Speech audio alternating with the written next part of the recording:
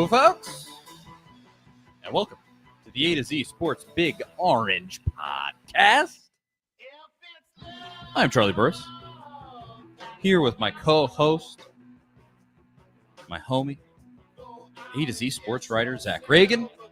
Wherever you listen throughout the world, we thank you so much for listening to us every week here on the Big Orange Podcast. Zach and I talk about everything Vols. And if you want to listen to that regularly, go over to the A to Z Sports Podcast Network feed on Spotify and Apple, and rate, review, and most importantly, subscribe. If you do subscribe, you won't miss our episodes when we drop them on Mondays, except for next week when we drop them on a Tuesday. More on that in a second. But go over also to the YouTube page and subscribe there. Not only will you get the amazing other content that A to Z puts out, but you will obviously get this podcast, and specifically, you'll be able to watch the podcast live at 4 p.m. on Mondays when we live stream, as we are doing right now. As people pour in to hang out with us, you can be one of those people. I think at Charlie_Burris, at Zach TNT, at A to Z Sports, A to Z Sports.com, A to Z, Facebook.com/A to Z Sports Nashville. I think that's it. All right. Let's get down to business. Next week, I'll say this right off the top just so everybody knows. Next week with this live stream, no show on Monday, but a show on Tuesday because next Monday is December 26th. And for us, that is going to be a day off because I said so. I run the show, and we're not doing it that day. So I got stuff to do, and it's the day after Christmas. Boxing Day? Am I making that up? I think that's right. The day after Christmas. And so no show next Monday, but the show will be Tuesday at 4 p.m. Same time, just a day later, and we'll get to the preview of the bowl game. It's almost here, Zach. The Orange Bowl right around the corner. Oh boy. Lewis is in the chat insulting us already. Here's the thing, Lewis. I'm going to block you, and then that's going to block you from all the other shows, too. That should be fun. Bye, Lewis. Don't come into my show and insult me right off the top. Okay, so Lewis is gone. That's cool. He's a Vandy fan, so it doesn't really matter. Wow. Tennessee prepping for the bowl game. The practices started this week. We're going to talk about it, but I think the thing that everyone wants to talk about, people are already mentioning it in the comments. Thanks to everybody who's watching. Nico Iamaleava is here. We got a very little bit of video footage of him throwing with the team. But it's not just him. It's a whole set of dudes from the 2023 recruiting class that are here and practicing with the team. And it's a really cool thing that's new to this season. We're going to talk about that. We're also going to talk about basketball. Came up short at Arizona. As Zach and I actually predicted, we kind of said it just felt like a game that was going to be really tough to win, and Tennessee came up just short. They had the shots and didn't make them. We'll talk about that. And also, we'll mention a new transfer commit to Tennessee, an offensive lineman commits, an offensive lineman from Texas. He goes from the fake UT to the real UT. So good for him. We'll talk about that too. But before we get to all of that, I got to tell you, as always, about our amazing sponsor, Superbook Sports. Can you beat Vegas this football season? Superbook Sports gives you the chance each and every week to go head-to-head with the best odds makers in Las Vegas. No fancy computer algorithms, no guys across the pond setting lines for American sports. Just the best team of odds makers in the business behind the counter at Superbook in Las Vegas. Plus, Superbook features some of the best odds boosts and promo bets anywhere. Download the Superbook Sports app or visit superbook.com and start your battle against Vegas right now. Visit superbook.com for terms and conditions. If you have a gambling problem, call 1-800-889-9789. That is Superbook Sports. Go download that app. And you can, if you're one of these folks, you can bet on this, the Orange Bowl, the Tennessee Clemson Orange Bowl. Go over there, bet on it. And I've said before, I'm not superstitious, but I'm a little stitious. I don't bet on Tennessee unless it's, something minor. And if you are one of those people that does, though, Superbook, go over there, download it. Now let's get to it. Nico in town. He's in Knoxville. This is a big development because it almost felt like Like he committed, but it feels like that was really recently and still. And it kind of was. I mean, it was just right before the football season actually kicked off. This kid is already on campus practicing with the team with a bunch of other guys. And this is great. Zach, what's up, man? Yeah, it's nice to actually see him out there finally and knowing that he's, at Tennessee and learning the offense, valuable reps right now, getting in these extra practices. And the dude just I mean, you saw the videos and pictures of him. He's not nearly as skinny as people thought he was. I mean, he can obviously stand to put some weight on his frame, but he's a bigger guy than I think people realized. And man, the ball coming out of his hand, he's got zip. We've seen videos of him throwing in high school. We know he's got good touch. So really excited about the physical tools he has. Speaking of physical tools, he's a more physical runner too. If you see some of his high school highlights, I mean, he didn't shy away from contact. He went right at it. Obviously, some of those dudes were not nearly as big as the SEC linebackers and DBs that he'll be facing at Tennessee, but you can certainly see why he's a 5-star, why he's the number 2 overall player in the 2023 recruiting class. If not for Arch Manning having a famous last name, maybe he's the number 1 guy. So much hype. I feel bad for the kid because he does have to live up to all this hype that we're putting on him, but it feels like he's got a good head on his shoulders. I mean, first day he accidentally steps on the tee in the locker room. A family member posted a video of him doing the push-ups. Thank goodness he did the push-ups because we all know kind of the Jeremy Banks story there that happened before the South Carolina game, which made that video a little strange to watch. But at the same time, doesn't take himself too seriously. Like, hey, I did it. Does the push-ups, gets that out of the way. So I think he's and obviously if you saw the tweet that his family member posted, I mean they were giving him a hard time, kind of giving him a hard time about being a 5-star and how all that doesn't matter once you're on campus. So I think the environment he's grown up in, the way his parents have raised him, he's going to have the right approach to live up to the hype that we're all putting on him. It sure seems that way. And that's at least a great place to start because when a kid has as much hype as he does, it always scares me. I mean, it is just a lot of pressure to put on a dude that's 18 years old, just came out of high school. I mean, I think back to what I was like in high school. And obviously, Nico has taken a different trajectory than I did. My final semester or my final year of high school, it was like get the minimum ACT score to get into UT, and then absolutely coast from there. Like that was my goal. I was like, dude, the least amount possible. All right, we got into UT. I'm done. And so Nico's living a different life.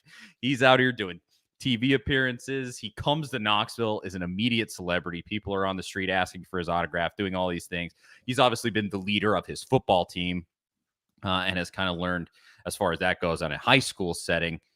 And now it is always really interesting to see because when you get on the practice field as a freshman, it's kind of the great equalizer. They don't care about your stars. They don't care where you came from. You're a freshman. You've done nothing. There's that much hype. They probably want to prove you wrong, or not really Exactly. prove you wrong, but they want to test you. I mean, if you're his teammate, obviously you want to see him succeed, but they want to test him. They want to welcome him to the SEC and show him how it's going to be and show him what he's going to face. Kind of throw him into the fire and see how he does. So everybody, he's going to get everybody's best, even in practice right now. Absolutely. And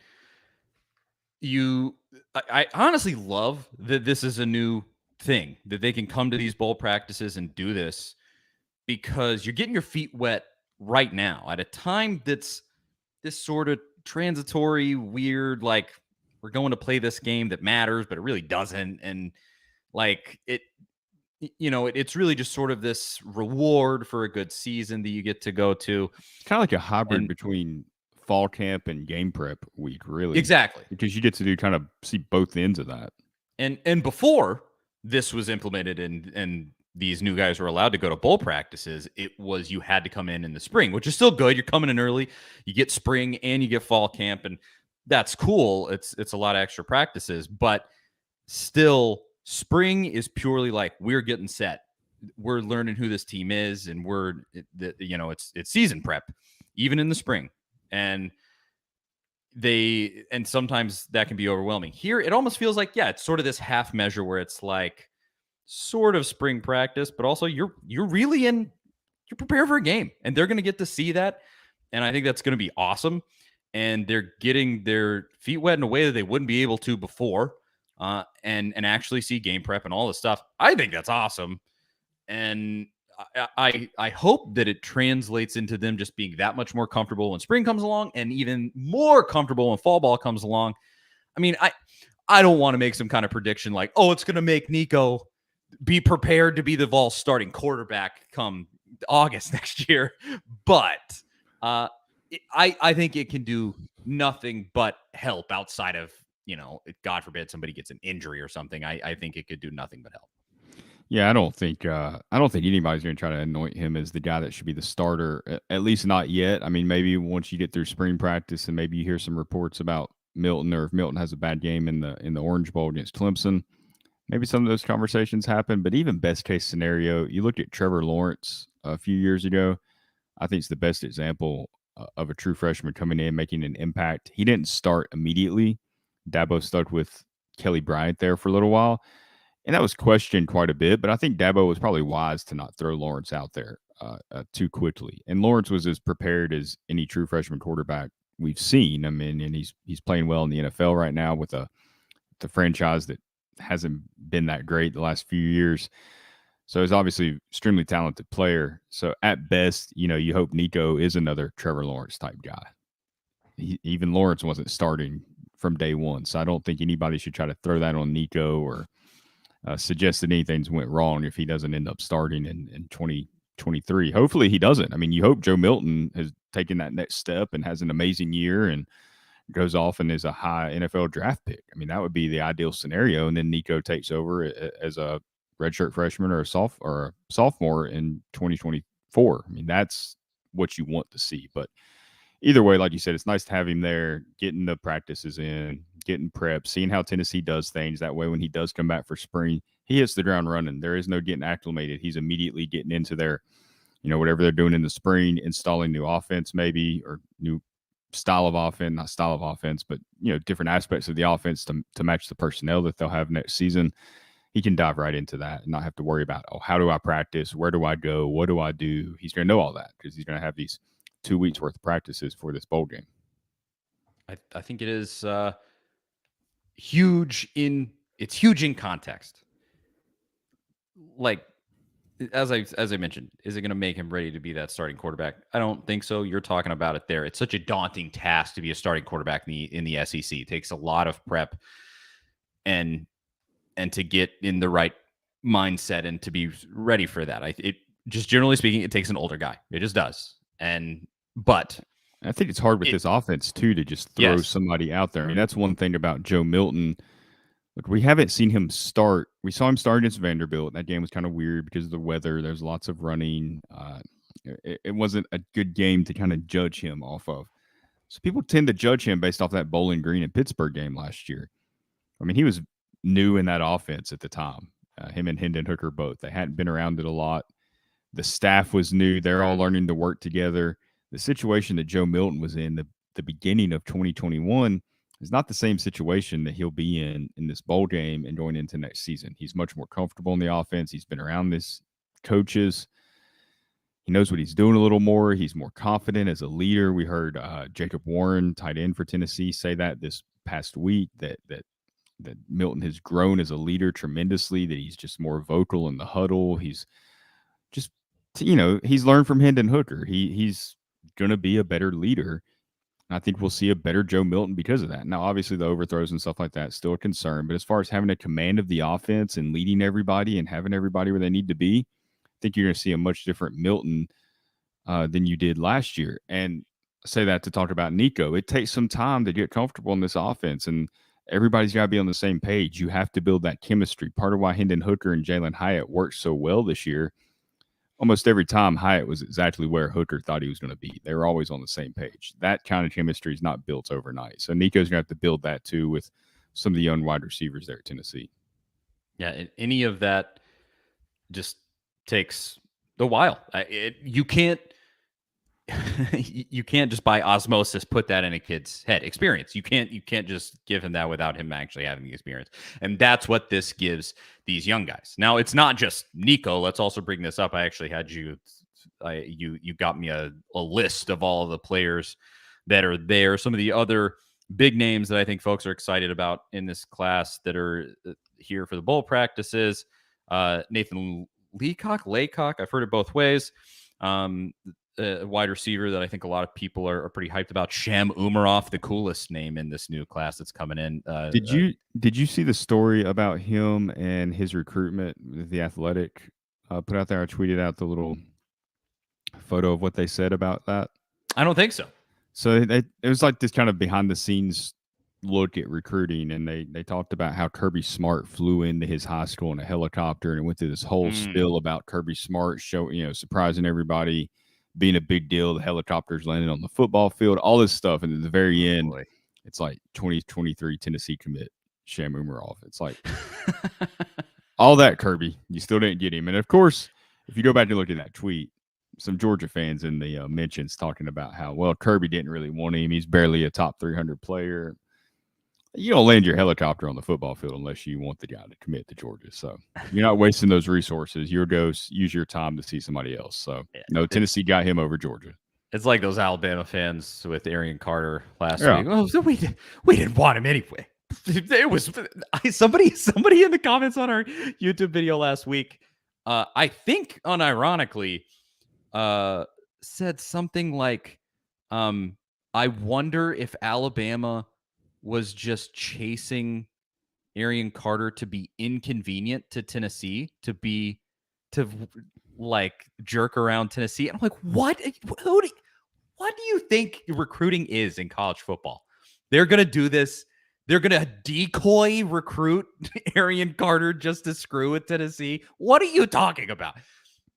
Folks, Austin Price from VolQuest said that I believe he said that like Alabama's defensive coordinator Pete Golding was calling him up into the last minute. Might have even said he was at his school and trying to get in to see him before he committed. I saw people posting that on Twitter. I think that's originated from Austin Price is where that came from. That's a lot of trouble to go through for a guy that you don't really want. I mean, if he really came to the school on the day of the commitment and was still calling up to that point, yeah. I hope that's true, because that would be the ultimate win for Josh Heupel. I wish that was there was a more public story about exactly what went down on that, because that would be a huge. I mean, if I was Tennessee, I'd want that out there for sure. Yes. Alabama's defensive coordinator showing up, trying to beating on the door to try to get into school, and they're just like waving at him, like, no, not today. You do have to think like Pete. I think Pete Golding was. His seat was a little hot after this regular season. I would put it that way. I mean, gave up 5 touchdowns to Tennessee to one player. But yeah, you got to wonder if Saban was almost like, go get this kid, or you're already in the doghouse. Go get him, or else. Who knows? I'll respond to the comments here just for the folks that are watching. John Hill asks, who do you think has the advantage at QB for the bowl game? We're going to talk about that in just a second, because Taven Jackson reportedly back at practice, and it kind of maybe shifts around Tennessee's QB situation a little bit. Not that Taven Jackson is going to play, but that it might change the way they call plays for Joe Milton. We'll talk about that in just a second, just to respond to some comments, sort of preview what's coming up. But to finish this conversation about the new guys coming in, there are some guys here that I wish would just play in the bowl game. I think primary among them, Jordan Matthews, Ricky Gibson, Christian Conyer. I mean, Lord knows Tennessee needs as many defensive backs as they can possibly get out on that football field. And it's going to be a ragtag group out there in this bowl game. But otherwise, Vyson Lang was a notable name. Caleb Herring, his brother, is already on the team. And Arian Carter is there too, the kid that committed last week.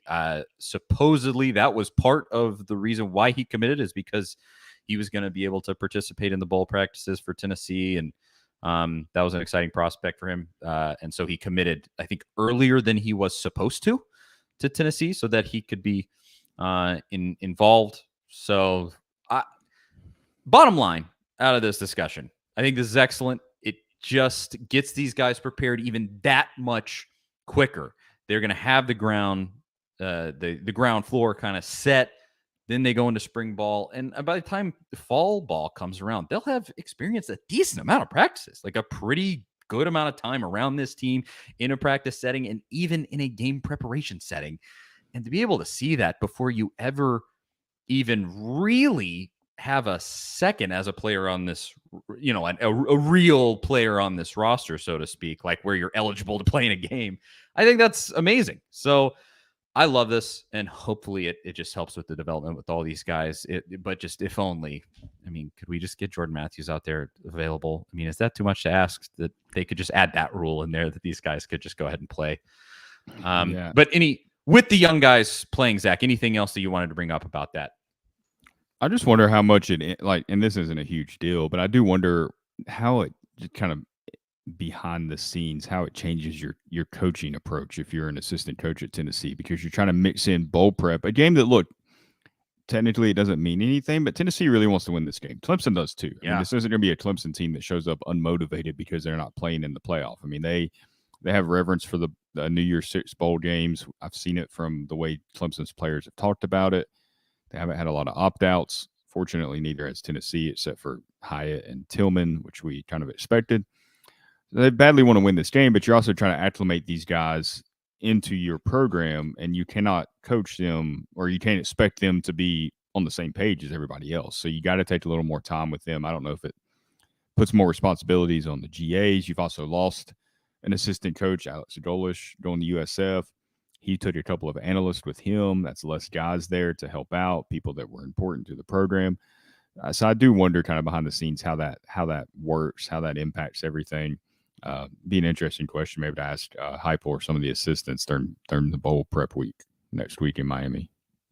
Definitely. They haven't allowed much media coverage at all. And they shut down practices during the season. They're not open during the actual football season, and in the technical sense, they are still in the football season.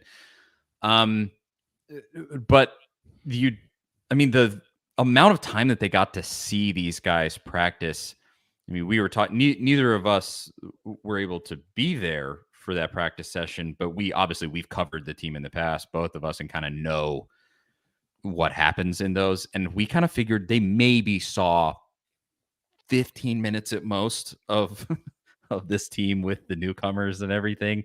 So, I mean, it's extremely limited.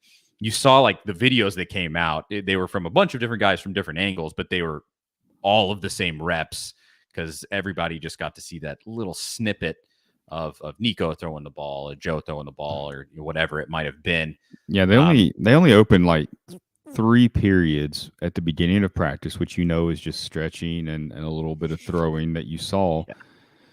And that was Saturday. That's the only practice that had any media viewing or availability. They practiced Sunday. There was no media at all. They were off today. They practiced tomorrow. Or maybe they were off Sunday and they practiced today is what it was. They practiced tomorrow.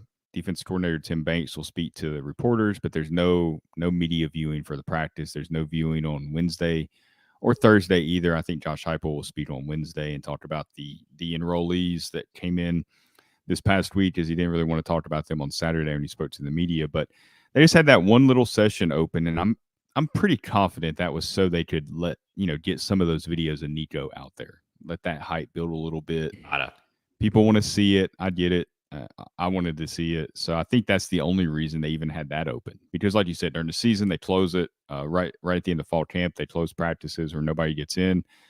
And that's been kind of standard operating procedure under Josh Heupel since he's arrived at Tennessee. And, that's how he wants to do things. Like me and you were talking about, it's almost a benefit if you're a reporter, because you go to these practices and you don't really get to see a whole lot, but you're kind of obligated to go and see what's happening and be there on campus and be around. If it's closed, you don't have to worry about that. Yeah, it can be borderline completely useless at those practices. It's really for B-roll for television stations to roll behind their reports and photos, photography. I mean, that's the main reason that any of the periods are open. Most of the information that you see out there coming from reporters isn't necessarily stuff that they're able to tell from those practices. It's stuff that they get told from sources. I mean, that's kind of where that stuff comes from. Yeah, they talk to GAs, they talk to maybe a assistant coach, a position coach, and get sort of information that way. It is what it is at this point. I mean, it's very common across college football. Yeah, pretty much everybody operates that way. I don't think many Yeah. places, I don't think anywhere really, any major program has these open practices like you kind of get in the NFL during training camp where you can see whatever. You see the fights. There are no secrets. You see everything that goes on, which honestly, that transparency would eliminate a lot of rumors, a ton of speculation. But they're very secretive. They think somebody's going to find out something on them. I'll never forget. I think I was Oh, having a by the way, I do know like coaches, opposing coaches do pay attention to what's happening in these other teams' practices and their media availabilities. I wondered that at one point during the season. I think I even brought it up, and I had somebody not an on-field coach, but I had somebody on Tennessee staff message me towards the end of the season. I can't remember which week it was, but they were asking for a press conference video of the opposing team that Tennessee was playing that week. I think it might have been the Missouri week. So they're paying attention. They're watching things. I mean, I'll always remember I was having this conversation with a group of reporters when I was still doing that full time. And I want to say it was Jimmy Himes that was standing there. It might have been Brent Hubbs. I don't remember. But whoever it was, they were like, yeah, I remember with Fulmer in the 90s, we used to be able to watch the entire practice always. And we were a lot better back then. So and that's always stuck with me, where it's like they try to protect this and be super secretive and all this stuff. And it's like, well, back when you could watch the whole practice, Tennessee was actually a lot better. Thankfully, this season, that is finally a double-digit win season has arrived back at Tennessee. Thank God. But we're getting in the weeds, a little inside baseball there in terms of covering the team. A little bit of extra news here with recruiting.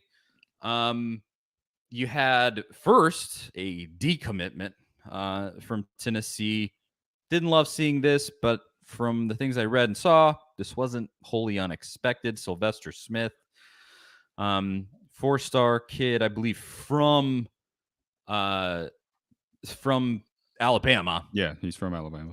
Decommits from Tennessee, commits to Auburn. I mean, Lord, after going on a visit to Auburn, and I mean, who knows if this was he already wanted to do this. Money changed hands, maybe. Who knows? It's all speculation. Who knows? But from the things that I saw of recruiting reporters, they were like, yeah, this kid was already kind of on the rocks. And the visit to Auburn just sent him to Auburn. But does this concern you for this recruiting class that's really been shaping up? It is still, even with the loss of Sylvester Smith, still number 9 on 247 Sports, the number 9 class in America. But does this concern you, Zach? No, it doesn't concern me because these things do happen. I mean, players decommit from top programs all the time. I mean, Oregon just lost a 5-star quarterback. That's the kind of thing you get. Oof. That's the kind of thing you get concerned about. You know, Dante Moore heading to UCLA, which is kind of a surprise. The kid's from Alabama.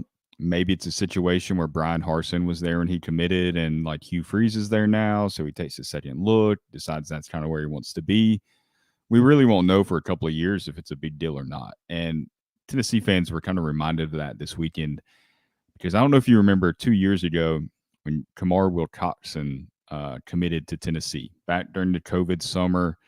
He comes out, he's recruiting for Tennessee, talking all this stuff about going to bring a bunch of recruits with him, and he's locked in. He's not going anywhere else. He's not visiting anywhere else. 2 months later, he decommits from Tennessee and ends up at Florida. He's been at Florida 3 years and has like 5 tackles during his whole time there. This was a 4-star guy that everybody was super excited about. Just announced this weekend that he's transferring to Temple to continue his college career.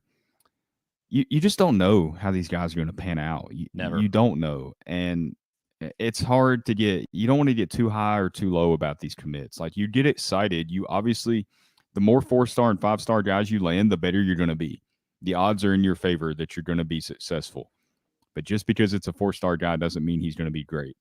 So Sylvester Smith, I don't know. I mean, he could be all SEC. He could never start at Auburn. I mean, we'll just have to see. So it'll be a while before we really know the impact. But as far as one guy decommitting, I mean, it happens. I mean, it's just, especially in this NIL world, I mean, that adds a whole nother layer to it. So it's part of it. And I will say, of the hire of Hugh Freeze at Auburn, Tennessee tends to recruit against Auburn a pretty decent amount. And Hugh Freeze being at Auburn compared to Harsin is a problem because Freeze is a snake. And Lord knows, look at what he did at Ole Miss. You know that he's ruthless as a recruiter. And in no way do I believe that he's reformed or does he. I hope he's reformed his personal life with the hookers and all that stuff. I hope for his wife's sake that's the case. I don't know. But as far as if you want to win in SEC football, I think an Auburn fan better be hoping he's not reformed. I will put it that way. Because I always say big time college football is a snake pit. If you want to win, you got to be a viper. And that guy, there's a reason he won a bunch of games at Ole Miss. And so now you're having to recruit against him. It seemed like it was already kind of going that way, even with Harsin, with Sylvester Smith, and Freeze just kind of took it over the top. Whatever he did, I'm not making any accusations. I don't know. And honestly, with NIL at this point, it can be legal to bring a kid in and be like, hey, we'll set you up this way compared to Tennessee setting you up this way. And that can convince somebody. Who knows? But that's exactly at the end of the day, these things happen. It just is part of recruiting.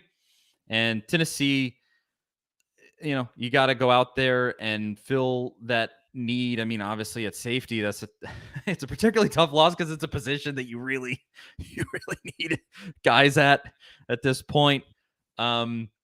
But maybe this is even more of an urging for Tennessee to go to the transfer portal this offseason and seek out defensive backs. Maybe not. Obviously, that's for them to decide. But on that note, Tennessee got a transfer commitment from an offensive lineman from the University of Texas. And Zach, we weren't completely sure how to pronounce this guy's name, but we're going to try.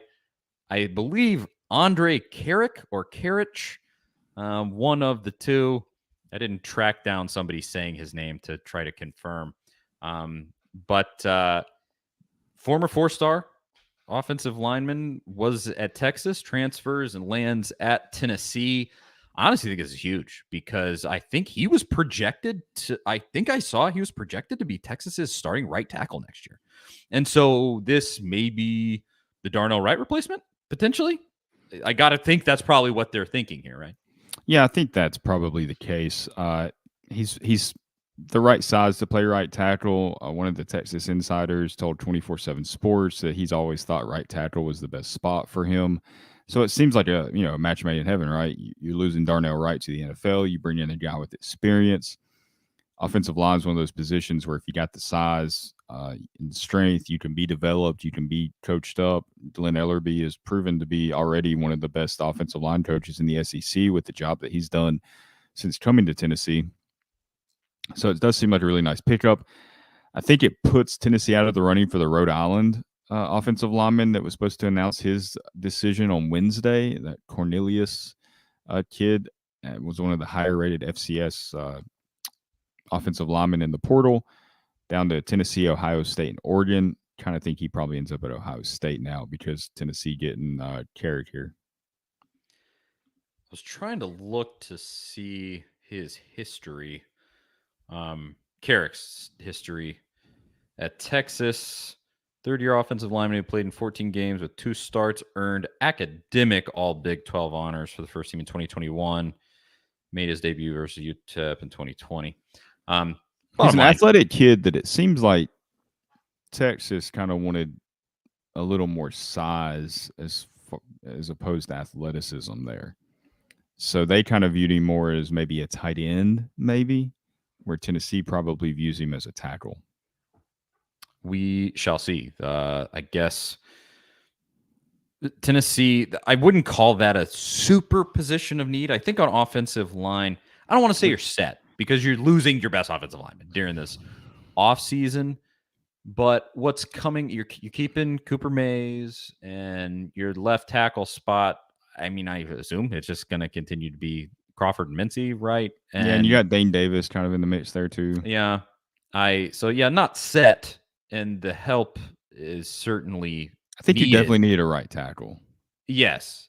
But I'll put it this way. It's not as dire as some of the defensive positions, maybe, which is Not saying a whole lot because those are, I mean, some of those are just straight up emergency situations where I you think just kind who of one of you, the underrated needs right now is at linebacker because you're yeah, probably losing Jeremy Bates, Jawan Mitchell. It seems like he might not be back. It's kind of up in the air. You're looking at just having really Aaron Beasley back as a guy that you can count on. I mean, you got guys with potential, but that's like the one guy that you can count on. You need to get a portal guy. I think the guy from Virginia would be a fantastic addition.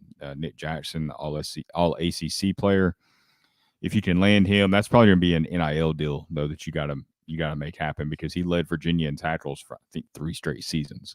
He's going to be looking to get paid, but you need that. I mean, you definitely need a linebacker. So that's kind of an underrated position to need. I feel like. yeah, anywhere on that defense. I mean, just name it. Tennessee I mean, obviously the could use secondary, but guys. secondary is kind of tricky because your really good defensive backs aren't probably in the portal. You got guys that have been second string looking for a place to play, and they might just be the same talent level as what Tennessee has. I think that's why you haven't seen Tennessee run out there and just take a DB just for the sake of taking one. Everybody wants them to get one, but they got to be a lot better than what you have. If you're just taking a guy that's the same as what you have, you're not really Yeah, gaining anything. The best way to build your secondary is through recruiting, through signing guys and developing them and having them step up and play. I think that's a hard position to address in the portal. I mean, Danny in the comments, he says defense has to take a step next year. I can't see us scoring 50 a game and outscoring everyone with Milton, at least for now. I mean, we kind of hit on that last week. I think you're exactly right, Danny. Like that is really going to be imperative because I think you are almost no matter what taking some amount of a step back at quarterback. I mean, you're going from a guy who, if he played the entire season, may have won the Heisman to somebody else. I mean, you're just like, you're going from one of the best quarterbacks in America to just another quarterback. And that's, I think, by nature, almost anyone could be a step back. So, yeah, lots of positions of need there, but I think a big pickup, that right tackle position, obviously extremely important. Darnell Wright was so good One of this the most year. underrated players in the country, I think. Oh man, yeah, and I think whatever NFL team ends up picking him up, I don't know that they'll get a sort of like Trey Smith type of value, but I think he's an under the radar guy that somebody's gonna be glad they picked up in the NFL draft. I'll put it that way. And let me just say, hey, whoever at the Titans, I mean, we don't know who it's going to be at this point. Maybe you could draft Darnell Wright and actually have some offensive linemen that do things instead of Dennis Daly, who just lets guys blow by him every down. Anyway, my tortured Titans fan rant of the week there. But with any of the transfers, recruiting, anything else, Zach, that we need to hit on? I think it was fairly quiet outside of that. It seemed like, for the most part, hasn't been a ton of movement in the portal yet. It's been kind of a slow burn. It seems like. Been kind of surprised that I haven't heard anything about Jimmy Holiday or Jimmy Callaway. I was just looking yesterday. Haven't really heard anything about their potential destinations. You think maybe USF down there with Alex Golish would make a lot of sense, but Yeah. we'll see where they end up.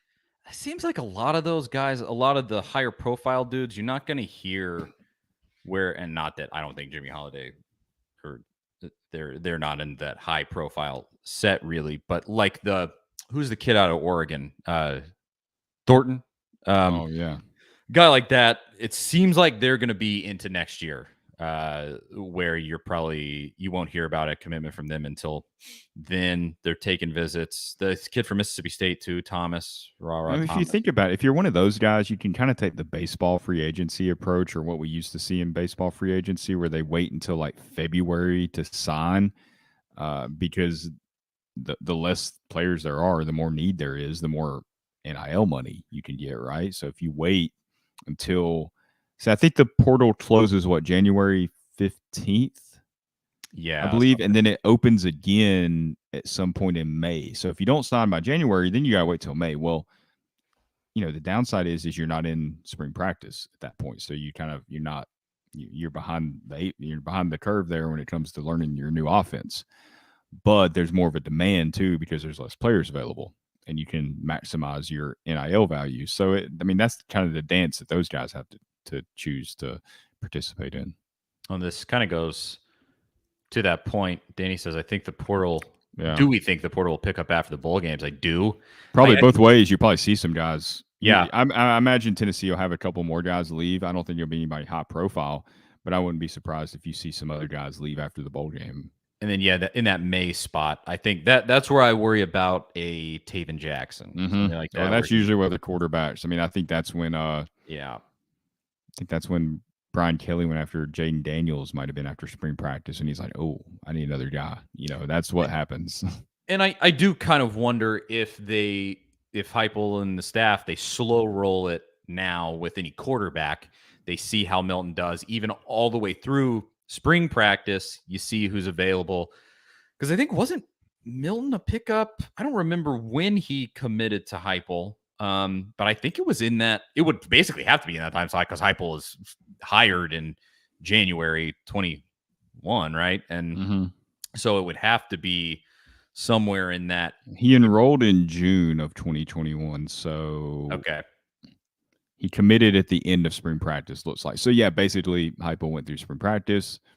It's like, yeah, we need some more guys. Yeah, I wonder if that was back when it was Hendon Hooker, Brian Maurer, Harrison Bailey. Yeah, if Jackson leaves and then they track down a grad transfer or something like that. Or I mean, I think people have kind of dreamed about this one. We've even mentioned it on the show. I think you might have written about it on A to Z, Zach. But Hartman at Wake Forest, where he's going through NFL and they're not really sure if he's going to end up being an NFL dude this year, could use another year, and then maybe he drops his name in the portal and as a grad transfer, and a guy like that might be available. And I mean, that's tough to think of somebody that might be a better fit than a dude like that at Tennessee, man. Like I said, that's kind of, people been dreaming about that one. You're going to have to outbid Florida for any quarterback that wants to come to the SEC, because if you watch them this weekend, like they need somebody, and Billy Napier is kind of already under fire a little bit, which I don't think is totally fair, because you made the jump to the SEC. He gets Florida to a bowl game in the first year, which obviously the standard at Florida is a lot higher, but they struggled at times. They had a good start beating Utah, and then they lost to Vanderbilt, lost some other games that you didn't really expect them to lose, and then they get blown out in the bowl game, which obviously, like, it doesn't. That's not an indication of what Florida's going to be next year. But losing 30-3 in the bowl game is not a good look at all. They sucked in a way that I was like unprepared for. They were a 10-point underdog coming into that game, and I was like, yeah, that's probably about right. I would expect if Oregon State scored 30, I would expect 20 out of Florida. And they were just the most impotent, pathetic. I mean, it was like watching the Tennessee Titans offense out there. Like, except somehow maybe worse. It's hard to get worse, but they might have been worse. Did you see the clip of the edge rusher, the defensive end for Florida, just like barely going through the motions and not even like showing any effort to get after the quarterback on that one play? No. It was a clip that went around Twitter.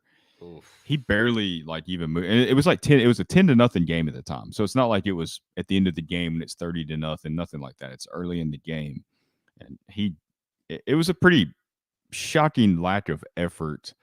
And you don't want to make some sweeping statement about Florida based on that one moment, but if that would have been like the Jeremy Pruitt era and you would have seen a Tennessee player doing that, like, Vols fans would have been losing their minds. And I think rightfully so, because effort's the one thing that's like you can control that, and that does come down to culture and coaching, and obviously you got to have some personal responsibility there as well.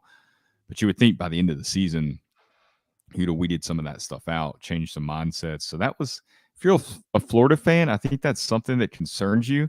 I don't think it's a reason to be out on Billy Napier or anything like that, but I think it's something worth watching. Like, all right, what's going on down there? Really, is the culture right? Is Napier got a hold of this thing? Mm-hmm. Is he gonna make it or not? It's still too early to tell, but there's been some kind of red flags for him down there this year, it seems like. Billy in the comments, he says, I loved it. I mean, I will say, I didn't see that clip, but I did watch a pretty decent chunk of that game.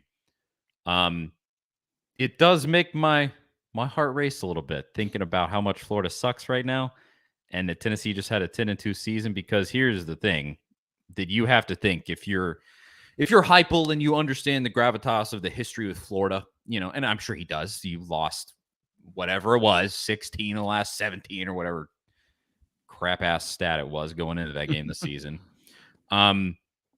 You have a chance here to like jump on them and be cemented at worst at number 2 in the SEC East. Like, this is the golden opportunity here. Nobody else. I mean, Florida hasn't been that good since Urban Meyer left, but Tennessee was worse.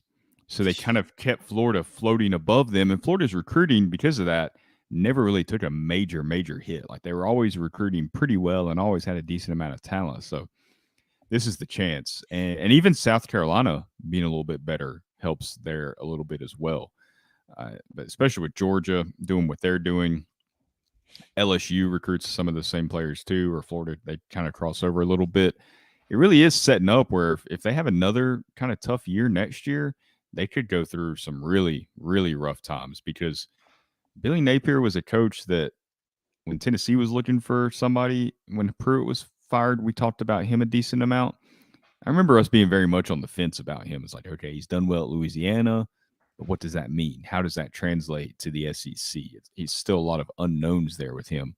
It was another kind of Nick Saban tree hire, which I think all Tennessee fans were kind of out on those guys after Dooley and Pruitt, understandably so.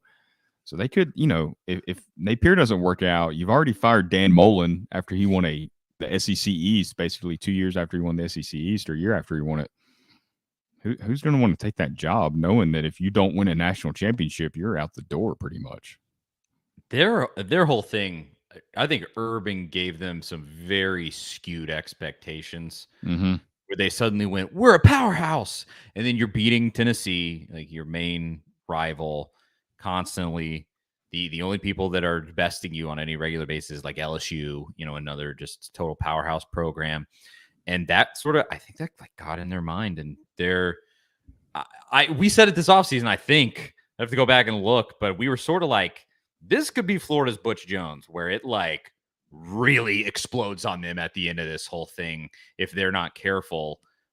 Even if he does have a couple seasons where he wins 8 games or something like that, like I just think that their expectations are way out of whack, and they think that there's no way that they're going to have this catastrophic situation happen. And boy, I mean, and like I said, as a Tennessee fan watching this happen, I mean, it kind of like it makes my heart race to think like this is a situation where you jump on Florida and step on their neck, and you go, we're back to this, no more to Florida. And I think this upcoming season, winning in the Swamp would be a massive step towards that. You have to take advantage of that situation if Tennessee comes into that game significantly more talented and ready than Florida. Like there's a real opportunity here to be had. Kind of how the one that I go back to that has happened recently with Tennessee is Barnes on Kentucky. I mean, he just has found a way to have John Calipari's number all the time in basketball. Man, if you could get back there with Florida and just quit with all this nonsense, oh man, that would be nice. I'll say the one thing about Napier, I don't have a good read on him yet as a coach because it's just been 1 year. But from the outside looking in, the one thing I feel that I do know about him is it seems like he's very set in his process, kind of that Nick Saban buzzword, the process. And he seems very committed to that and thinking that it's kind of infallible. Like, he hasn't said that, but just the way his delivery and the way he talks about things, it's kind of like, this is what we're going to do and it's going to work. Just trust me, believe me. And he kind of seems unwilling to evolve from his vision. And that, like, you don't know what you're getting into until you're in the SEC. So you got to be willing to evolve and adapt and change kind of your approach a little bit and find out what works, because obviously what works for Nick Saban, not necessarily going to work for everybody else. We've seen that way too many times now. I mean, you look at the Mike Leach coaching tree. Everybody was kind of tweeting it out this past week because unfortunately he passed away. So tragic. I mean, God, I don't even want to think about it. I actually, Yeah, it messed me Yeah, up last week. That was so I think sad. that the shock of it is kind of wearing off now, and now the reality of it, like, wow, he's not Yeah. around anymore. Is kind of setting in now, and it is tragic. And now going back and watching those clips after it's been several days, it's even tougher. Kind of watching that stuff, knowing that you don't get that anymore. His I know. family, it is tough. Really, really just profoundly sad having him pass away. But people were tweeting out pictures of his coaching tree. Heupel is in there, more or less. He never coached under Leach, but he played under Leach at Oklahoma. And there was a great clip that came out of Leach's final day at Oklahoma, and he was crying as he talked to Josh Heupel and said goodbye. Very cool clip that came out. Yeah, I think Josh Heupel's a big reason why he was able to get the head coaching job at Texas Tech too. Yes, he absolutely. That's the case. But it's you juxtapose that against Saban's coaching tree. Leach's is better. Yeah, and like if you just see anything that is more proof of like Leach has this signature offensive style that has lifted up guys, inspired guys, and he has some really great coaches that have come out of his tree. And then with Saban, he has this tyrannical way. He does it amazingly, obviously, but it seems like it has not translated over to almost anybody other than Kirby. And I think part of that's because Leach was very, he had his system, but he was open-minded to stuff, and he was inquisitive, and he was always asking questions, and he always wanted to know a better way to do it. So those guys that came from that coaching tree, they don't necessarily run the exact same offense as Leach. Obviously, there's a lot of similarities, but Heupel's is very different. Heupel runs the ball a lot more than Mike Leach. But you look at Lincoln Riley, who came from that system, very similar. but his systems evolved from what Leach ran at Texas Tech when Lincoln Riley was around. And I think that mindset seeps into those guys, and they understand that you have to evolve to be successful in college football. Like we've talked about before, even Nick Saban has evolved. Alabama now is not what Alabama was in 2015 or 2010. I mean, he's continued to evolve with college football, even when he didn't like the changes. First he tried to change the rules so Auburn couldn't go fast, and then he adapted. And so it seems like those guys that come from Saban, they don't get the adapting and evolving part. They just see kind of his demeanor, his attitude. And when you've got the rings you can flash, you can kind of do that. You can't do that when you're Billy Napier and you just came from Louisiana and nobody in Florida really knows anything about you. You got to prove yourself. But it's that evolution. I mean, I know it's kind of cliche to talk about, but that really is what, to me, makes a really successful coach. And it could possibly be, down the road, maybe something that Kirby Smart runs into where he hasn't really had to adapt or evolve yet. And I'm not going to say that he's going to have trouble with that, but I think it is something to watch. Like when the talent catches up to Georgia, when other teams are able to catch up to them via the transfer portal and they are able to recruit better because of NIL, will Kirby Smart's system that he uses now still work at that point? Well, here's hoping that it doesn't and that Napier's time at Florida is a total crash and burn. And not only that, but that Tennessee totally takes advantage of the situation, because that's been a long time coming and the opportunity is back. You blew it before. It's time to actually take advantage. So there's that. But as far as football talk goes, let's finish with this. Another interesting tidbit from the week. Taven Jackson back at practice this week. And I tweeted about this. This is an interesting development because potentially it could change the way that Heupel calls this game for Milton. If Taven Jackson is a legitimate option, he got his collarbone smashed earlier in the season, supposedly. They never actually confirmed that from the team, but that was what did you hear anything different than that? That's what I think was the assumption, maybe. But no, I never heard it. I watched it happen. It happened right in front of me. I was at that game and was down on the field, kind of waiting for the post-game stuff after that. And all of a sudden he's, down and not looking good. That's UT Martin. You hate to see that happen to your, at that time, third-string quarterback. I don't think they ever actually did confirm that it was. They didn't. That it was broken, but But whatever it was, that's the area in which it was injured. And I think even if it was a broken collarbone, this is about right time-wise for getting 2 back. months, basically. Yeah, getting back from that injury. It's not an ACL that takes you 6 months to get back from, even if it is a pretty serious injury. And so having him back as an option to me is exciting because you could see in that Vandy game, they took Milton and basically just shut him down. When it became apparent that Tennessee was going to win, they didn't even really let him pass the ball, much less run. And so they didn't open up the playbook in any way at all, very purposefully. They protected Milton's body. They didn't let him run because in previous games he had run some and he's gotten more aggressive as a runner and he's bowling people over because he's massive. And you kind of looked, and before that Vandy game, we were like, oh man, I hope that they run him and they let him go because he'll freaking knock some heads in. And they did none of that. And so I hope now they have an actual backup for him and that this opens up the playbook for Milton where they let him run. That's a part of the offense. They let him be just, I guess you would say, more creative when a play breaks down. And I hope that's what this means. I hope it doesn't mean, I think somebody even said this in the comments, that they wondered if Taven Jackson might come in and ball out and that changes the offense. I hope it doesn't mean that because if Taven Jackson comes in, it means one of two things. Milton is hurt or Milton has sucked big time. And I don't want either of those things to happen because it could mean that Tennessee's up like 35-0. That's true. That's a good point. You got to manifest that. Yes. Okay. That's what it'll mean when Taven Jackson comes in. It will be because Tennessee's blowing Clemson out of the building. It does also give Tennessee a small advantage over Clemson because look, you're one snap away from needing your backup quarterback. If Taven's not healthy, it's Gaston Moore, it's Navy Schuler. It's not a scholarship quarterback that you're putting in there.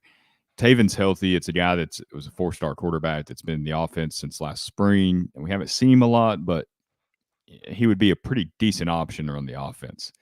Clemson has a former 5-star quarterback as their backup, but he hasn't played like a 5-star. He's not, he was not rated correctly. And Hunter Johnson, who's completed 6 passes this year for 10 yards. It's not exactly what you're looking for.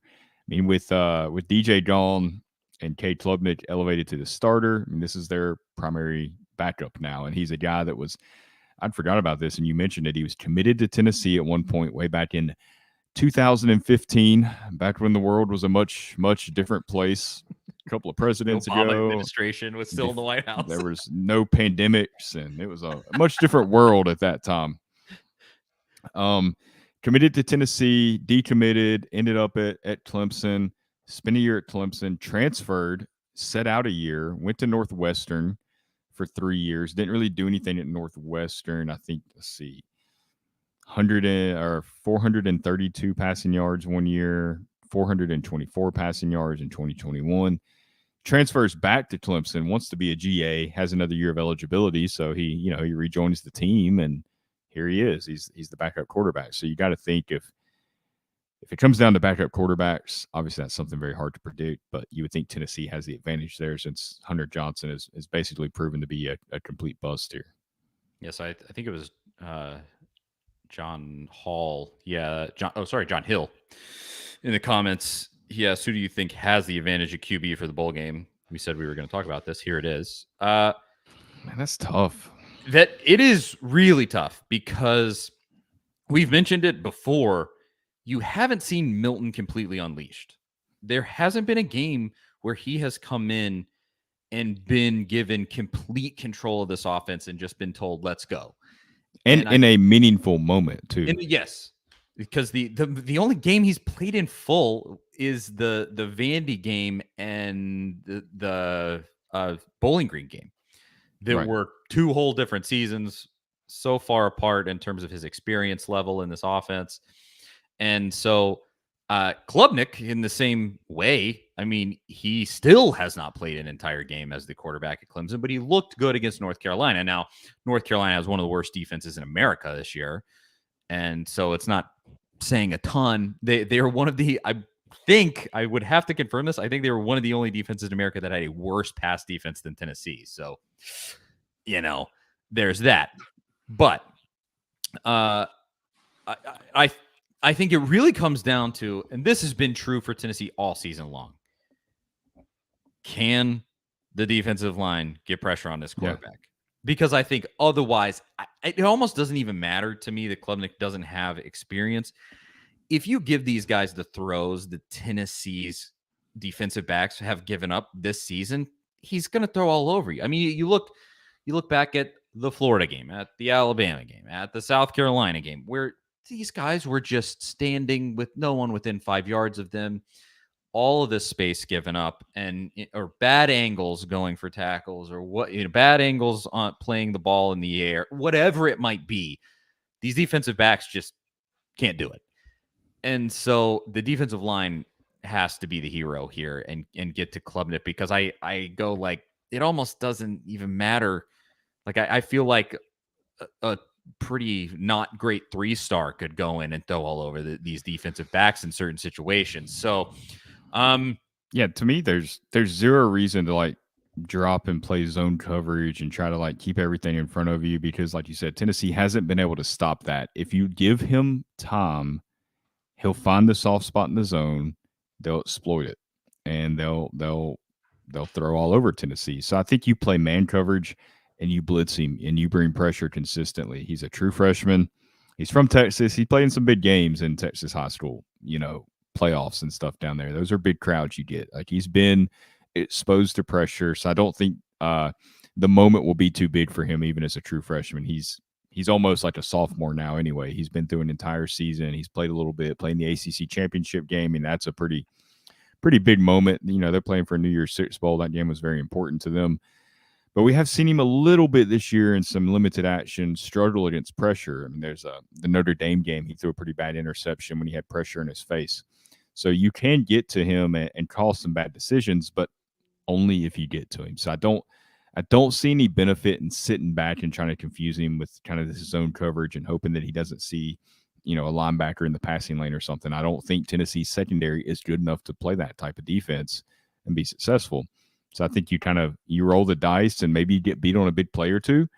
And Tennessee can withstand that. If their offense is rolling, they can withstand that. We saw them withstand it several times this year. I mean, Pittsburgh had a 75-yard run in that game that they gave up. There were some big plays out, against Alabama, and they were able to withstand that. So they can, obviously you don't want to, but if it happens, your offense, even with Milton, is good enough. The threat of the big play is there that you can get it back.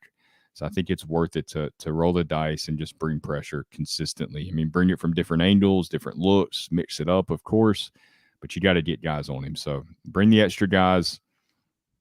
If your secondary is going to be giving up big plays anyway, you might as well try to limit the amount of time that the receivers have to get down the field and get open. Yeah, I mean, you just got to pin your ears back. I think it just seems like it's the only thing that has worked for this defense in any consistent way all season. I don't know why they ever go away from it. I mean, I'm not like totally out on Tim Banks, because I know the personnel that he's had has not been probably what he wants to be able to run his system or what he wants his system to be. He's had to adapt to his talent level.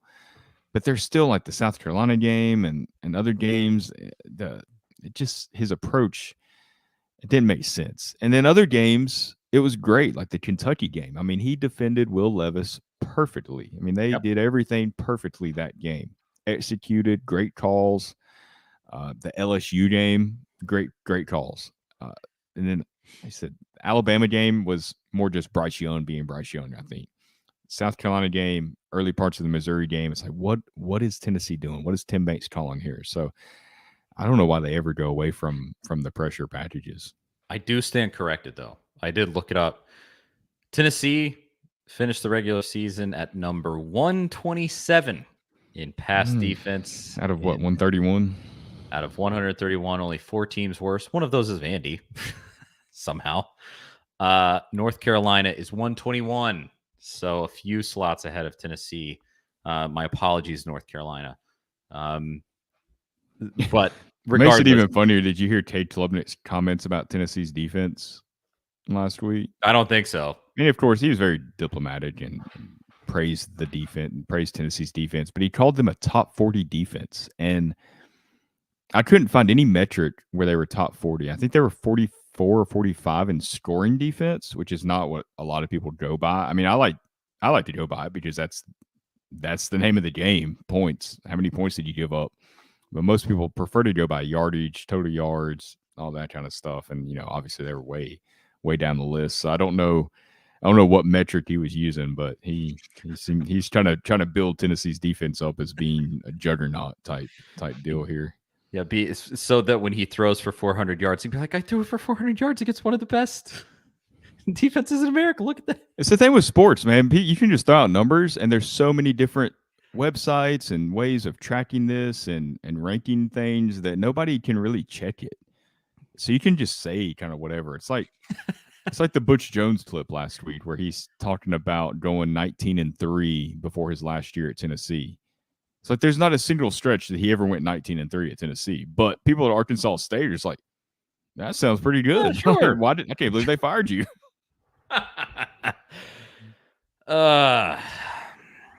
Well, I think to wrap that up, I hope Tennessee has the quarterback advantage, but it's just murky, man. You don't know. Genuinely, you don't know what Milton is going to look like with the entire force of this offense behind him, and then just the outliers of it's Squirrel instead of Jalen Hyatt. Brew McCoy is going to be your number one guy. Who knows what that looks like?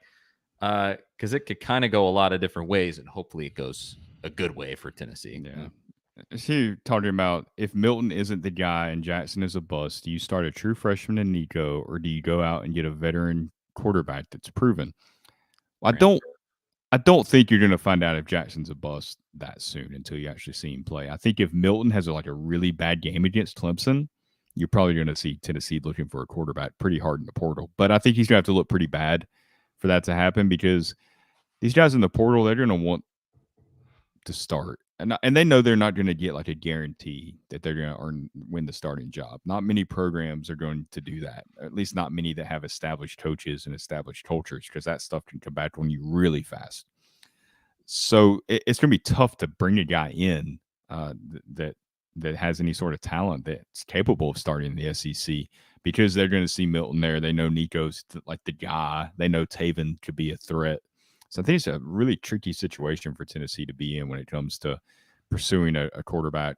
Obviously, Jonathan Crompton was on with us a couple weeks ago, former Tennessee quarterback, and he thinks they should get a transfer quarterback regardless of what happens in the bowl game. I would go, if he is a quote-unquote bust, you just are sure he's just not going to do it. I mean, you have to just go with the transfer. You just have to, I think. I'm kind of with Cromp. I must go no matter what to transfer, just if nothing else to bring in competition, even if it's not some top end guy like Hartman from Wake Forest, just somebody to push that room a little bit. And you look, the guy that just was almost a Heisman finalist for you was a total no-name transfer coming in. I mean, nobody thought he was going to do anything. He had done nothing at Virginia Tech, and then Hendon Hooker is the best quarterback in America for a whole chunk of the season this year. So Danny brings up a really good point here, too, and it's something we kind of alluded to earlier. Now, I feel like it would be tough for a transfer for them to completely get Tennessee's fast offensive style. Yeah, that's what we talked about when Joe Milton was first starter in 2021, is he hadn't been in the offense that long. So it is kind of a hard deal for a one-and-done quarterback to walk into, especially if you don't come in until after spring practice. And that's really hard to grasp everything that Tennessee does in just a couple of months. I'm not saying it can't be done. I mean, sure, it can certainly be done. I mean, Hendon Hooker got better as the season went along in 2021 and seemed to pick up on everything fairly quickly, but you can't assume that every quarterback has the same ability to do that Hendon Hooker had. That's part of what made Hooker special, was his ability to process what was happening on the field so quickly and perfectly run Heupel's offense. Yeah, it would have to be At best, it would have to be somebody that's a pretty like cerebral quarterback, a guy who's already a tape hound, a guy that just is studying the game. And I don't know who that would be. I mean, I don't know the off the field habits of these guys. Yeah. That's hard to go down just a list of like stats and pick out who would be a good fit for Tennessee. Yeah. Well, and I think about Hartman specifically, and the kid from NC State was similar. Is like pretty good runner, really nice finesse ball. I mean, that's kind of the offense that they run. And you have just those two things, and you go, okay, if we could teach this kid how to run this fast-paced offense, those are the two things you need. I mean, the legs give you a huge advantage. The arm, if you can make the passes that need to be made, that's a huge advantage. And then you go from there in terms of learning how to run it. But we'll see. My prediction is that if they do, it's going to be in that after spring ball period if Taven Jackson leaves. That's my own personal prediction. It may come sooner. They may have somebody they've been talking to and they want to get set up with. But I think it'll be Jackson falls off in spring ball, transfers, they go after something like that will have to happen for them to bring in a transfer QB. Just my personal feeling on the situation. Obviously, anything could happen.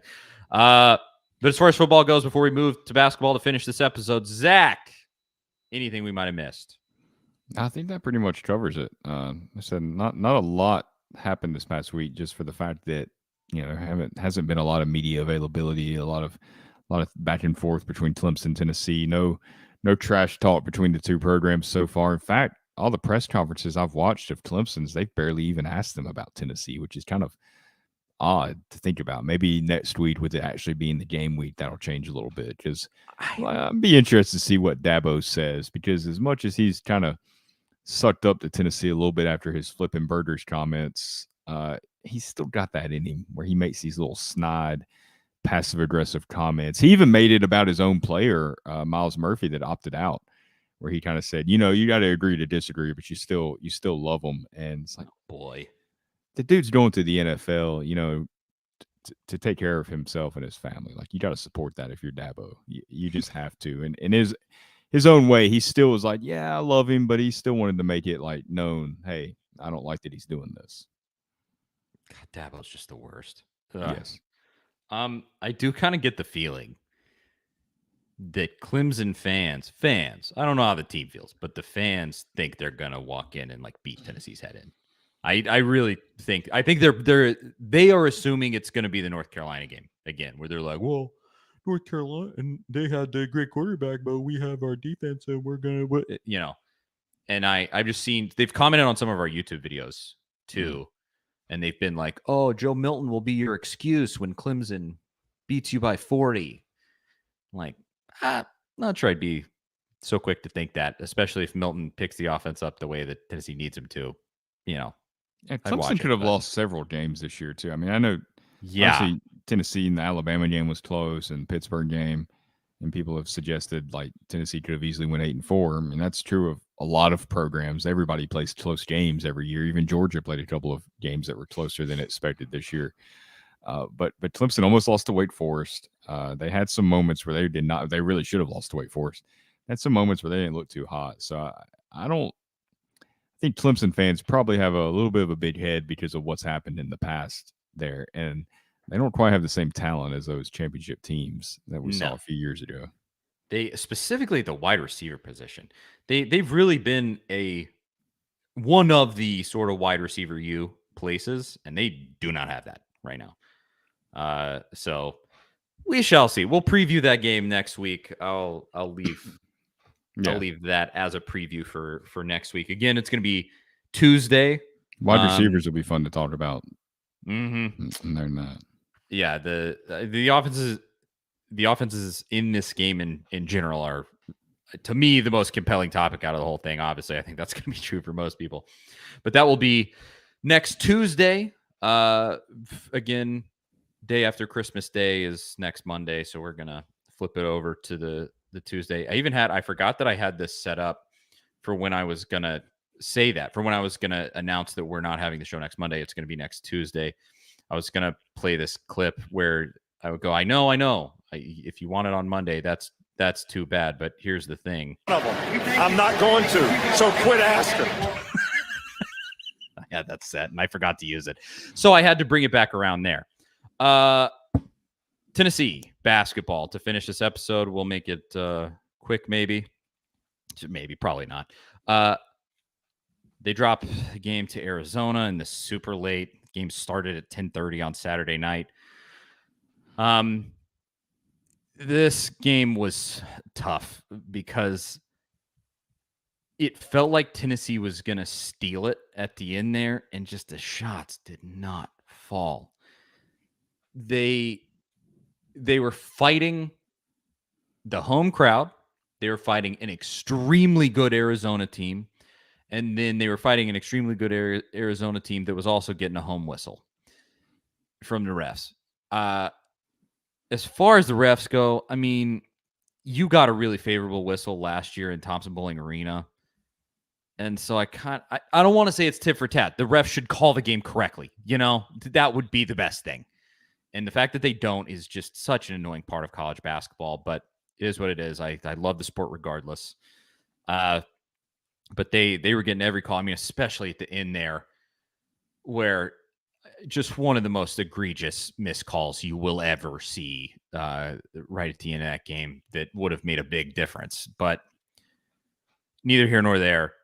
Even with that bad officiating, Tennessee had some wide open shots that would have won them this game, and they missed them all in those late moments in that game. And so the refs sucked in that game, but I still walk away and go, you don't have a whole lot else to blame but yourself in this one, because the shots were there and you didn't hit them.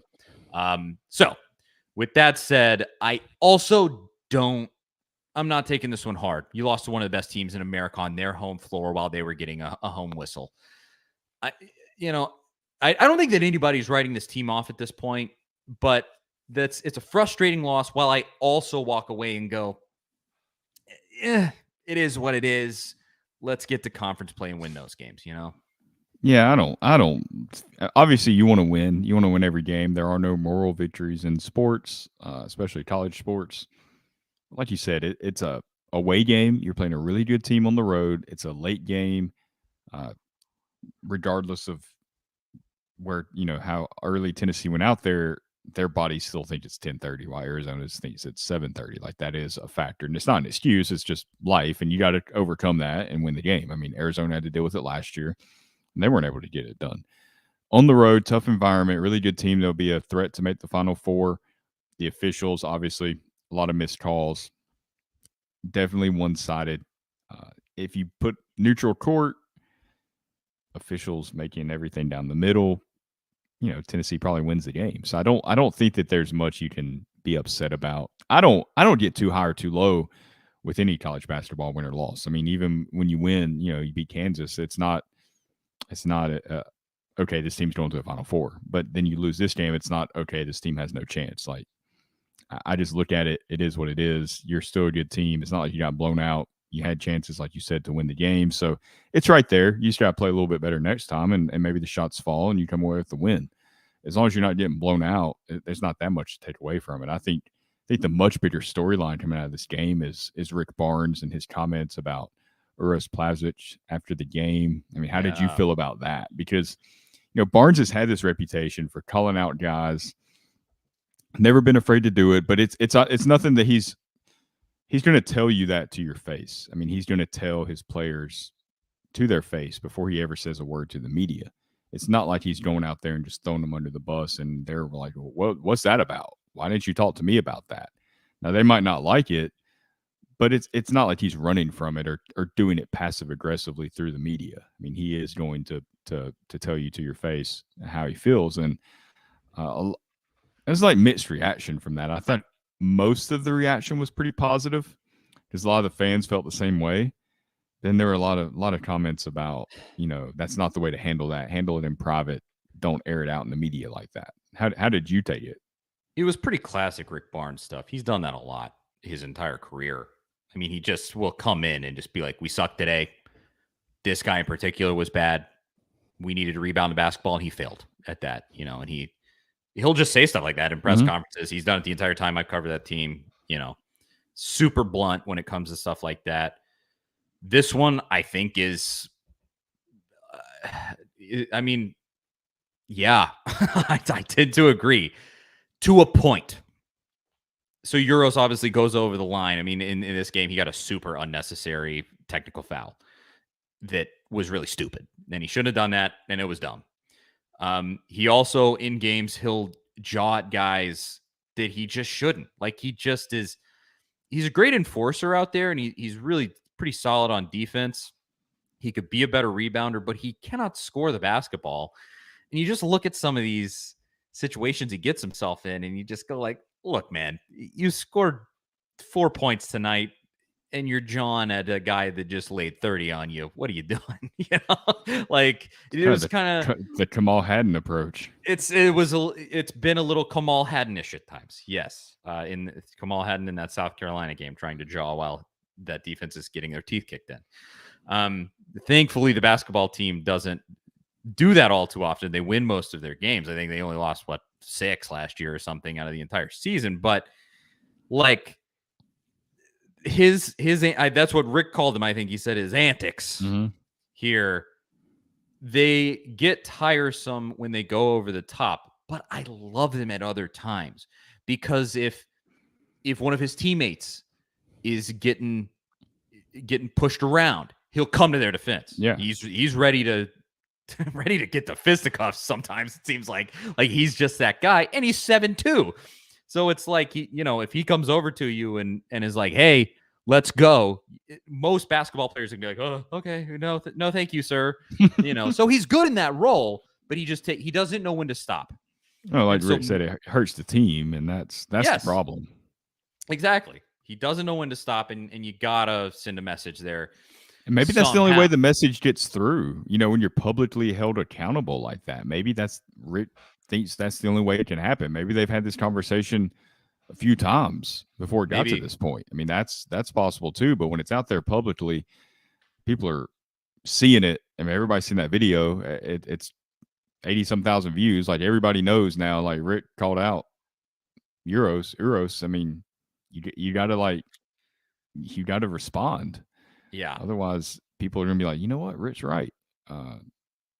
It's getting worse here. It's not getting any better, and then it looks even worse on him.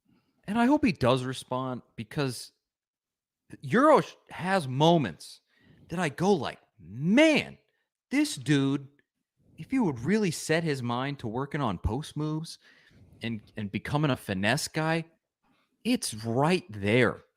I mean, his size and everything. I mean, that's why he gets to play, is his size. He takes up a ton of space. He has a ton of length.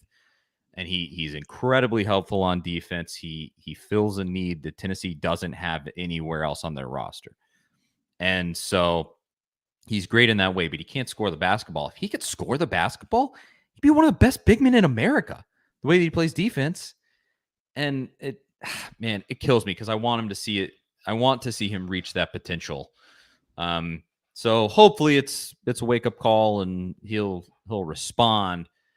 I think another one of the main things I walk away is, at what point are we gonna just say what needs to be said about Josiah James? If this isn't the game that you play in to come back, it better be one of two things. Well, I don't want to say it like this, but I think you have to. Like, it better be bad. Like, I don't. Is that bad to say? Like, what is this injury where he comes in and he'll play against these snoozer teams and get these couple of minutes? Because it was really frustrating in this Arizona game.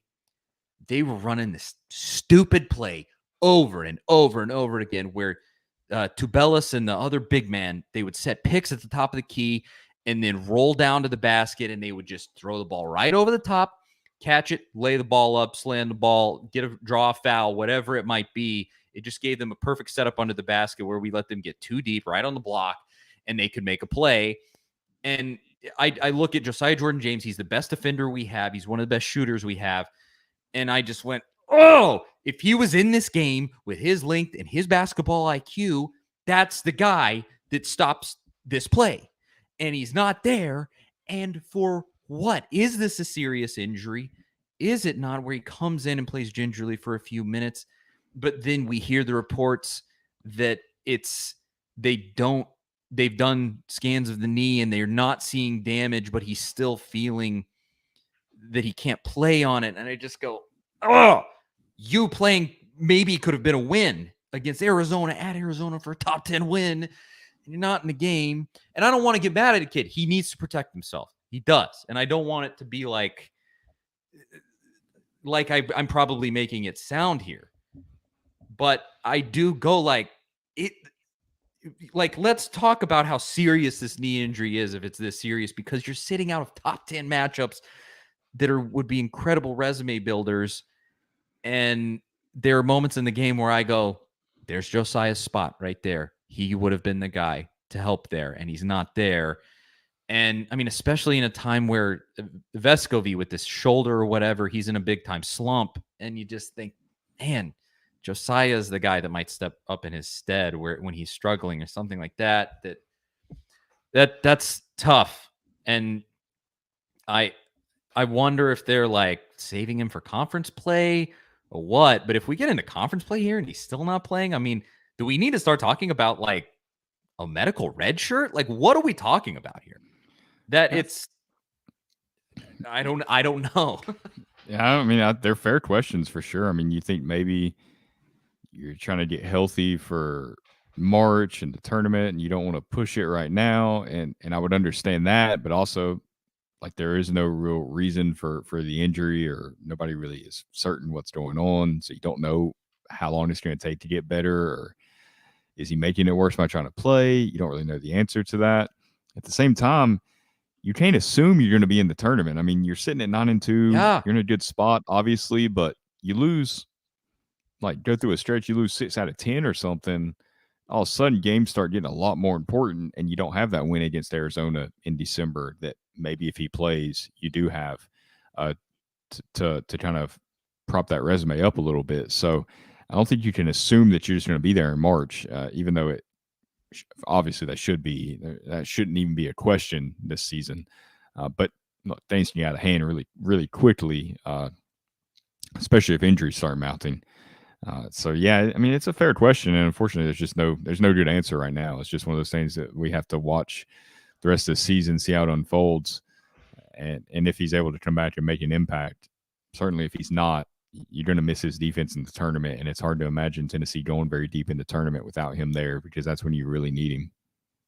It just really stinks, because I think coming off of last year, you looked at the way that he played down the stretch, and it looks like a guy who could come back this year and be an All-American. I mean, it was that level of play at times with him. And he came, like, the last game where he really played full bore against Florida Gulf Coast, I think he had close to 20 points in that game. And so you're seeing him and you're going, dude, we need you. Please, where are you? Like, even if you are a little hobbled, like, can we get some minutes? And if it is serious and he is really not feeling it, I obviously completely understand. You have to protect yourself for your future, and he's a kid that should definitely have NBA aspirations, just with how he's physically built. But it's just tough when you look at how good this team is without him. Oh, you could just be that much better with him. And he's a guy that, as I said before the season, you look and like might have had All-American potential. And he's sitting out a top 10 game. So it's tough to watch. I don't want to put out there that I'm like angry about that. It's just tough to watch and go like, we're good without you. Why don't you just come and play and be in the game? And then we could be that much better. Who knows? But end of the day, not a devastating loss. It's not one that's going to hurt you at all. It's one that would have really helped you at that point. You basically have a tournament resume built before you ever even play conference play if you would have won that one. But you look at how they played without Josiah Jordan-James. This is a tournament team without him, in my opinion, easily. I think without a doubt. without him, they're, to me, at worst, like a 6 seed, probably something like that. Because I mean, you beat Kansas without him. You beat Maryland without him. You beat some pretty decent teams without him already. And you look at like some of the teams you got to play. Ole Miss, not good. They're early on the schedule. South Carolina's team is absolute garbage. I'm not saying anything about any South Carolina team at this point. Well, I'll say it because if they lose to the South Carolina team, that's absolutely horrendous. I mean, I want to look up some of the games that they've lost. I want to say they lost at home to like UAB. Let's see if I can find it. I think it was literally this week. Okay, it was at UAB. I'll give them that. But they lost by 14 at UAB. Like, not good. Very, very much not good. And then at home, this is what I was thinking of. They lost by 14 to UAB and then lost by 8 on their home floor to East Carolina. So, do not lose. This would be far, honestly, as crazy as it might sound and as painful as that South Carolina game was, losing to South Carolina in basketball would be probably more egregious than losing to them in football, frankly. Oh, yeah. It would be far more of a disparity than there was between Tennessee football and South Carolina football. But at Ole Miss, Mississippi State at home, and at South Carolina, Vandy, and then Kentucky at home. So you got a quote unquote easy sort of ramp into conference play before you get to Kentucky. Mississippi State's good, undefeated. They haven't really played anybody, but they're undefeated. And so I feel good going into the conference slate, even if that loss was frustrating. But can we get an update on Josiah Jordan-James or something? Like, what is he holding himself out the whole entirely? Is this doctor recommended? Because, man, just missing out on his play right now. When you see what he maybe could have done for you in that Arizona game, it's tough to watch. If it continues and it's not above board, I'm sure we'll hear Rick Barnes make some sort of comment about it. He's not That's shy probably about true. that. That is probably true. I think he's done stuff like that before in the past. Maybe with injuries. Well, by the way, Tennessee did jump Alabama in the polls today. They fell to number 8, only 2 spots. Alabama fell all the way to number 9 after losing to Gonzaga. Yeah, that Gonzaga had dropped down to around like 20th, and then they lost to Gonzaga like pretty convincingly. Like it was like a 10-point loss. Yeah, I think. Arkansas still at number 10 with only 1 loss, so that shows you that voters do view Tennessee as a pretty good team despite the 2 losses.